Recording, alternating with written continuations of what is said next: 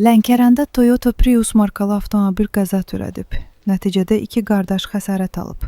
Hadisə gecə saatlarında Lənkəran şəhərinin Heydər Əliyev prospektində baş verib. Şəhər sakini Zahid Abbaszadə idarə etdiyi Toyota Prius markalı avtomobillə nəzarəti itirərək əvvəlcə qaz borusuna, daha sonra isə yol kənarında park halında dayanmış Bakı şəhər sakini Fikrət Əhədova məxsus Mercedes-Benz markalı avtomobilə çırpılıb. Bu maşın suratı orada yazılacaq. Orada suratı yazılacaq. Bu sürülməyən maşındır, qaz dəyişməlidir. Motorist dəyişməlidir. Nüsxəyə apara bilməsə, surata baxmalı sonra. Zərbə nəticəsində Mercedes-ə ciddi ziyan dəyib.